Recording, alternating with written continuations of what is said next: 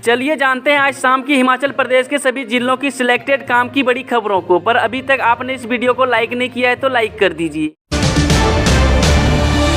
पुरानी पेंशन पर अब नई माथापच्ची शुरू, कैबिनेट मीटिंग से पहले सारी स्थिति क्लियर करना चाहते हैं सुक्खू। हिमाचल में कैबिनेट की पहली बैठक से पहले ही नए मुख्यमंत्री सुखविंदर सिंह सुक्खू और उप मुख्यमंत्री मुकेश अग्निहोत्री ओल्ड पेंशन को लेकर स्थितियां साफ करना चाहते हैं। इसलिए इस मामले में ड्राफ्ट बनाने पर आजकल माथापच्ची चल रही है।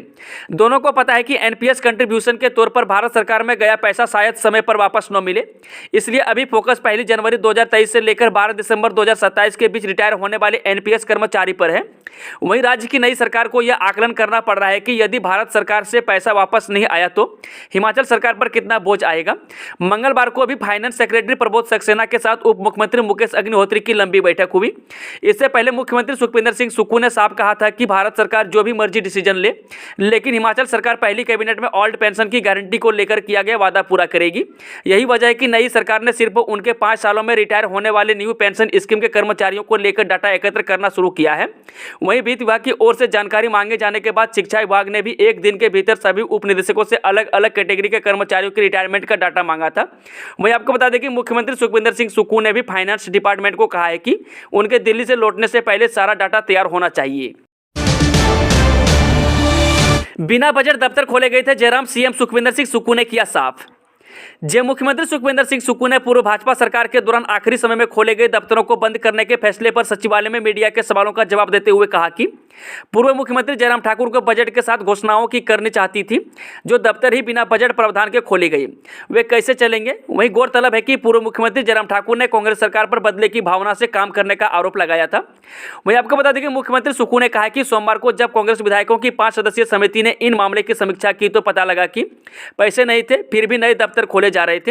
वहीं सरकार के अफसरों ने ही बताया कि पूर्व सरकार में सिर्फ यह कहा जा रहा था कि विधानसभा चुनाव को देखते हुए जितनी घोषणा करनी है कर दी जाए, क्योंकि चुनाव जीतना है। स्कूल जा रही छात्रा पर बाइक सवार युवकों ने फेंका तेजाब, घटना सीसीटीवी में कैद। राजधानी दिल्ली में एक 12वीं की छात्रा पर एसिड अटैक का मामला सामने आया है। आरोपी युवक ने छात्रा के मुंह पर एसिड फेंका है। लड़की का चेहरा पूरी तरह से झुलस गया है और छात्रा की हालत गंभीर बनी हुई है। पीड़िता को इलाज के लिए अस्पताल में भर्ती करवाया गया है। घटना दिल्ली के द्वारका मोड़ इलाके में पेश आई है। बताया जा रहा है कि छात्रा जब स्कूल जा रही थी तभी आरोपी युवक बाइक पर आया और एसिड अटैक की घटना को अंजाम दिया। घटना बुधवार सुबह 7:30 बजे के करीब पेश आई है। कर्मचारी चयन आयोग लाया 4500 नौकरियां, 4 जनवरी तक आवेदन का मौका।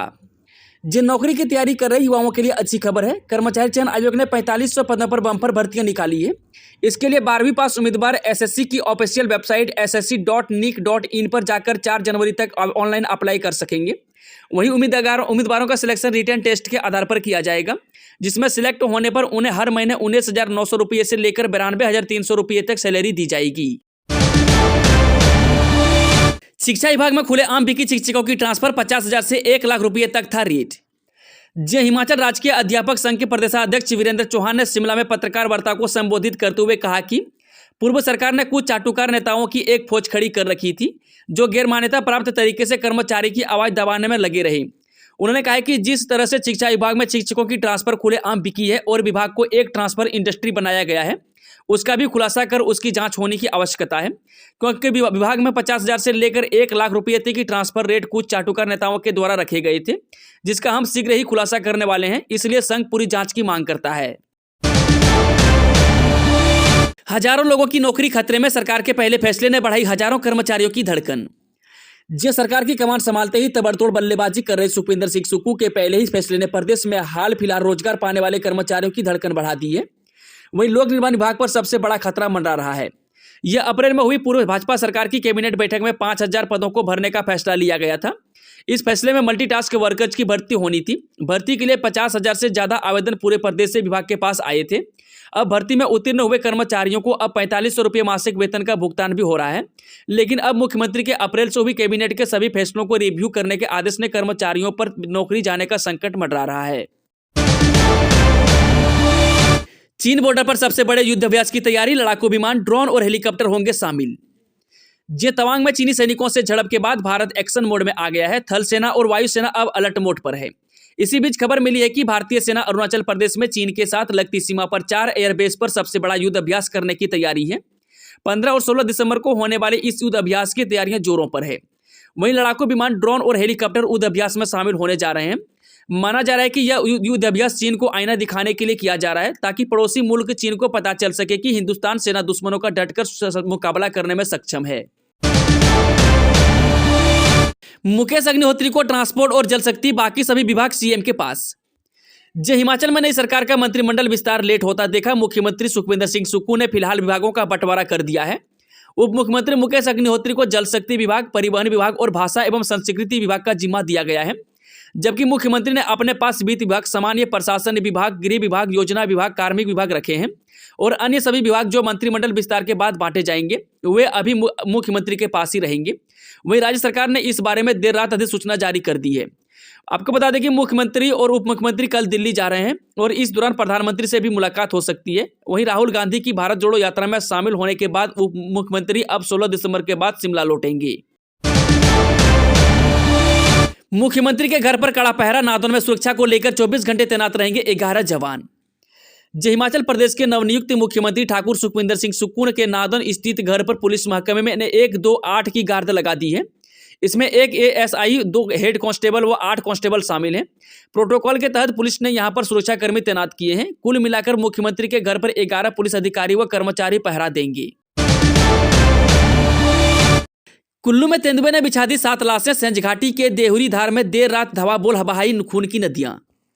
जिला कुल्लू की सेंज घाटी के तहत पड़ने वाली देहुरी धार पंचायत के गांव सफाड़ी में तेंदुए ने भेड़ों को शिकार बनाया है। हुआ यूं कि मंगलवार रात को गौशाला में तेंदुआ घुस आया और 10 में से 7 भेड़ों को अपना शिकार बना लिया। वहीं भेड़ें देहरूधार पंचायत के सफाड़ी निवासी रेवती राम की बताई जा रही है। उन्होंने जब गौशाला आकर देखा तो कई भेड़ों को मौत हो चुकी थी। पीड़ित ने प्रशासन से नुकसान की भरपाई की मांग उठाई है।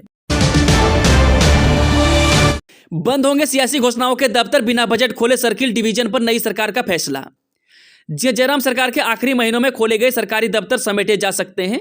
बिना बजट की घोषणाओं को डिनोटिफाई करने के फैसले के कारण यह नौबत आई है। राज्य के मुख्य सचिव की ओर से सभी प्रशासनिक सचिवों को यह आदेश भेज दिए गए हैं। वहीं जयराम सरकार के आखिरी महीनों में ज्यादातर नए मंडल और सर्किल जल शक्ति विभाग में खुले थे। पीडब्ल्यूडी और बिजली बोर्ड में भी इस तरह की घोषणाएं हुई है। अब सुखविंदर सिंह सुक्खू की सरकार ने इस बारे में इन विभागों से जानकारी मांगी है। वहीं मुख्यमंत्री कार्यालय से बताया गया कि जो भी दफ्तर बिना बजट के खुला होगा वह बंद हो जाएगा। मनरेगा मजदूरों को लाभ दे या नहीं, कामगार बोर्ड ने योजनाओं पर सरकार से मांगी क्लेरिफिकेशन। जय हिमाचल प्रदेश में मनरेगा के तहत काम कर रहे हजारों मजदूरों को कामगार बोर्ड की योजनाओं के लाभ पर संकट मंडरा रहा है। यह मजदूर कामगार बोर्ड के तहत चल रही विभिन्न योजनाओं के लाभ से वंचित रह सकते हैं। वहीं हिमाचल प्रदेश भवन निर्माण एवं कामगार कल्याण बोर्ड ने प्रदेश सरकार से इस बारे में स्पष्टीकरण मांगा है। बोर्ड के अधिकारियों का कहना है कि 10 फरवरी 2017 को केंद्र सरकार की ओर से आदेश जारी किए गए हैं कि मनरेगा मजदूरों को बोर्ड की योजनाओं का लाभ नहीं मिलेगा। ऐसे में बोर्ड ने सरकार क्लेरिफिकेशन मांगी है कि क्या सरकार भवन निर्माण एवं कामगार बोर्ड के तहत चल रही विभिन्न योजनाओं में मनरेगा मजदूरों का पंजीकरण किया जाए या नहीं। वहीं दूसरी ओर कामगार कल्याण बोर्ड के सीईओ कम सचिव दिलेराम की ओर से प्रदेश के सभी डीलिंग सहायकों को आदेश जारी किए हैं कि मजदूरों के आवेदन अपने कार्यालय में संभाल कर रखें। सरकार की ओर से क्लेरिफिकेशन आने के बाद इसमें निर्णय लिया जाएगा कि मनरेगा मजदूरों को कामगार कल्याण बोर्ड की योजनाओं का लाभ दिया जाएगा या नहीं। इस बार सरकार में नहीं होगी महिला मंत्री।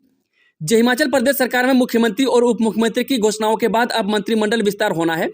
इस बार प्रदेश में भले ही कांग्रेस की सरकार बनी है, लेकिन सरकार में यह तय है कि पहली बार प्रदेश में कोई भी कांग्रेस महिला कैबिनेट मंत्री नहीं होगी। कारण यह कि इस बार के विधानसभा चुनाव में भले ही विभिन्न पार्टियों से 24 महिला प्रत्याशियों को मैदान में उतारा गया था, लेकिन इनमें से केवल एक ही महिला प्रत्याशी पच्छाद से रीना कश्यप ने चुनाव जीता है। जबकि दूसरी ओर सत्तासीन सरकार में जितने भी महिला प्रत्याशियों को टिकट मिला था, उनमें से एक भी महिला प्रत्याशी अपनी जीत दर्ज नहीं करवा सकी। ऐसे में अब कैबिनेट बैठक में एक भी महिला मंत्री नहीं होगी, जबकि इससे पहले भाजपा में सरवीन चौधरी महिला एवं बाल विकास विभाग की मंत्री थी। चलिए मैं चलते हैं शाम की आखिरी खबर। केलांग के मैनाले में लुढ़की कार, 2 लोगों की मौके पर ही मौत। सुबह 7 बजे पेश आया हादसा।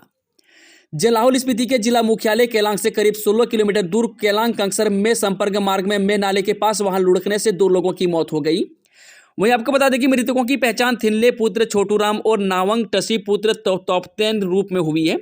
यह दोनों शख्स गांव कंकसर के बताए जा रहे हैं। जिला आपदा प्रबंधन के मुताबिक यह सड़क हादसा सुबह 7 बजे के आसपास पेश आया है। दोस्तों, आज शाम की शानदार खबरों का सिलसिला ये समाप्त होता है। अगर जानकारी पसंद आई हो तो वीडियो को लाइक, शेयर, चैनल को सब्सक्राइब जरूर करें।